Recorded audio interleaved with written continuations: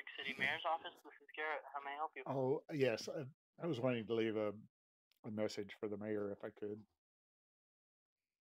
Okay. I'm watching this conference at the House of Representatives, mayor's conference, and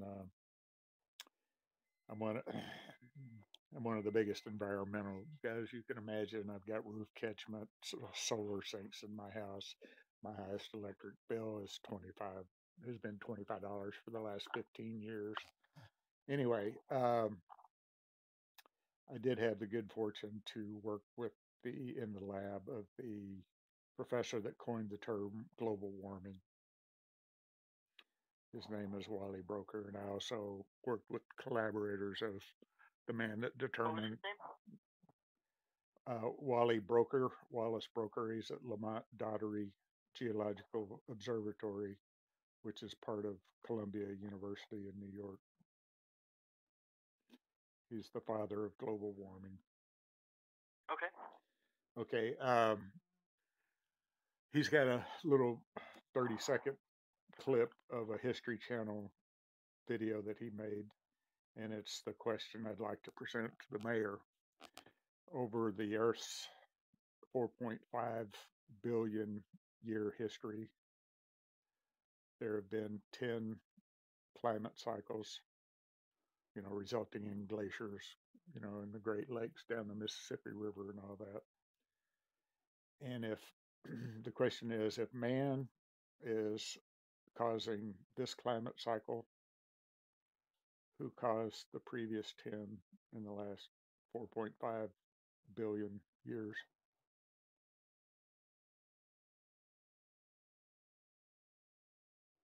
Okay. All right. So the man that coined the term global warming in 75, I was in his lab. And that was before he coined the term. He was the world's preeminent expert on CO2 cycles throughout the envirosphere. And he thinks it's a change in the circulation of the oceans. There are cycles. Like a natural one? Yeah, well, it's, throughout, okay, we're talking 4.5 billion years. That's 4,500 million years. And you have the El Nino and La Nina and all that, and the whole thing with the Gulf Stream. It's the only thing that keeps Europe habitable. If the Gulf Stream shut down, Europe would freeze. And it's just a natural cycle. And I can't understand how man's input is affecting a change in the circulation of the oceans when we can't even capture energy out of that current. The Gulf Stream goes at like 3 knots, and that's such a tremendous source of power, and we still haven't figured out how to harness that. So it's just hard to imagine that man is affecting this climate cycle when we had the 10 previous ones where I don't know who caused those. Man wasn't even there. So anyway. And well, I guess the question would be, if indeed they are natural life cycles of the planet, then, when are they supposed to occur? And is this one premature? I guess would be the counter argument. I don't know. Yeah, it's kind of a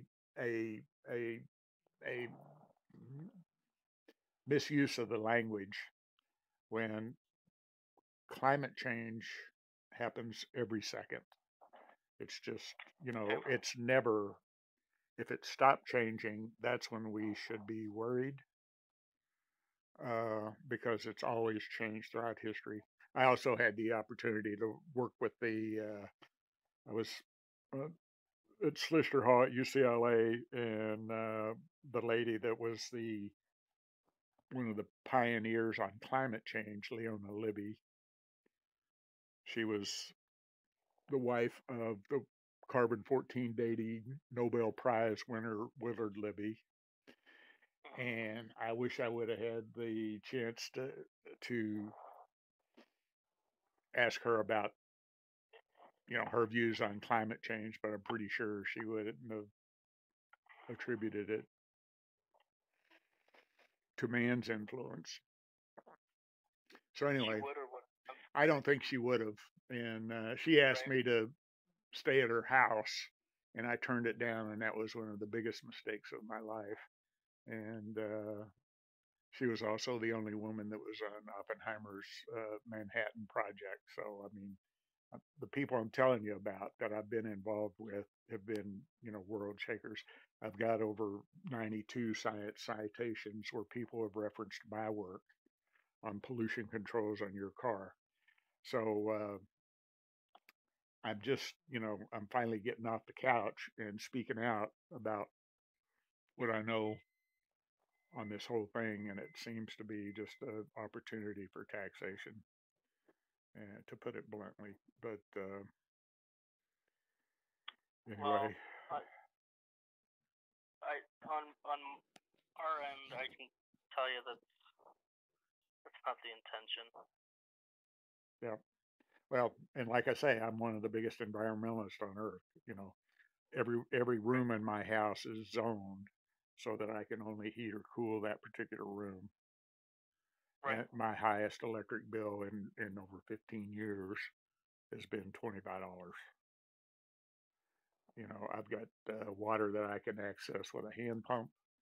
I get roof catchment, and I've got solar heat sinks for grabbing, solar. So, I'm totally about being independent on energy, but it's something that needs to be, like if all roofs were replaced with solar panels, I'd be fine with that. But if we're gonna, take hundreds of acres of farmland, which is what they're doing in Kaufman County, Texas, or Van Zant County, Texas. I think we're removing one resource to install something that would be better implemented locally, like on people's houses, for solar panels.